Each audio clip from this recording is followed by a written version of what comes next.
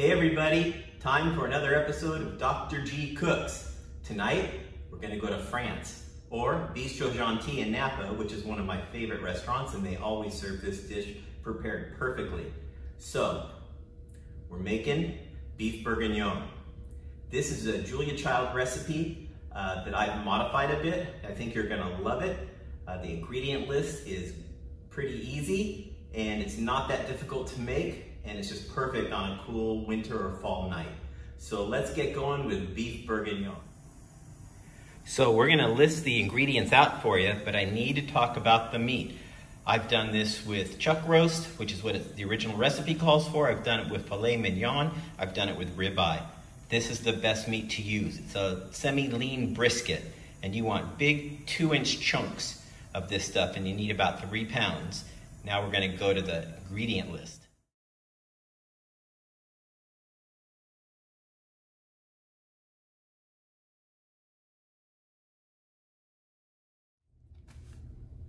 First thing first, preheat that oven, 350 degrees. In a large cast iron Dutch oven, cook your bacon until it's nice golden brown and then take it out.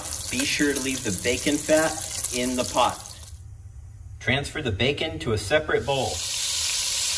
Work in batches and sear the big cubes of meat in that bacon oil mixture.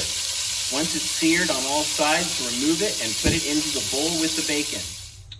Transfer the seared meat to the same bowl as the bacon.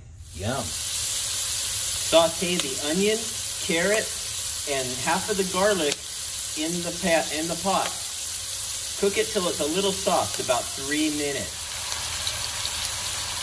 Once the diced carrots and the onions are soft and translucent, go ahead and add back into the pot the beef and the bacon. Stir together.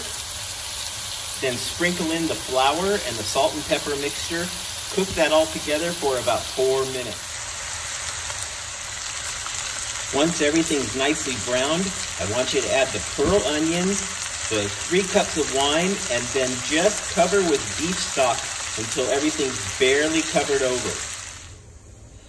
So as you can see, the liquid portion is just covering our meat. Use a good quality wine. In this case, I have a really good DCOG Chianti, a nice dry wine from Italy. You can also use a nice dry Merlot or a big Cabernet. Don't use Pinot Noir. That's one of my modifications. I think the bigger reds make a bigger, bolder sauce, and so that's what I want you to use. Now you've got this great stew going. Be sure to use a pretty heavy wooden spoon and scrape the bottom of the pan once you add that wine. You want to deglaze the bottom of that pan. There's some great bits in there that you want incorporated into your sauce. At this point, go ahead and add the herb, the tomato paste, and the bouillon. Stir it in and bring to a simmer. Don't forget to add your bay leaves. Cover that pot, transfer it to your oven. 350 degrees for 3.5 hours. Take advantage of this time to explore any of the leftover Chianti you have.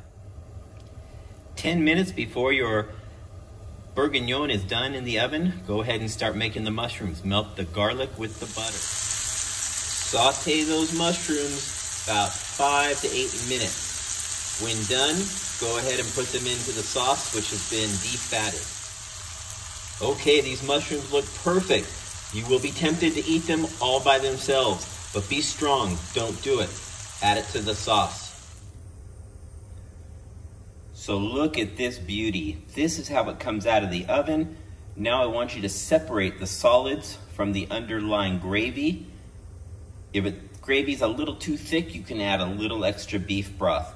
But go ahead and take all the solids out and separate it from the sauce. Now we just have our sauce. We're gonna let that cool. We'll take the fat off the top, and then we're gonna go ahead and cook this down slowly until it's thick enough to coat the back of a spoon. And then you'll add all the meat and veggies back into the sauce, and then we can plate. Man, look at that. Once you get to this stage, go ahead and add the meat and veggie mixture back into the pot, warm it through, and then serve it. And that's it. Serve it over a bed of buttery egg noodles and top it with some chive. Looks like a really nice presentation. Thanks again, everybody, for following Dr. G Cooks. Hope you enjoyed this recipe. Please share this with all your family and friends, and get me more subscribers. Thanks so much. Have a great day.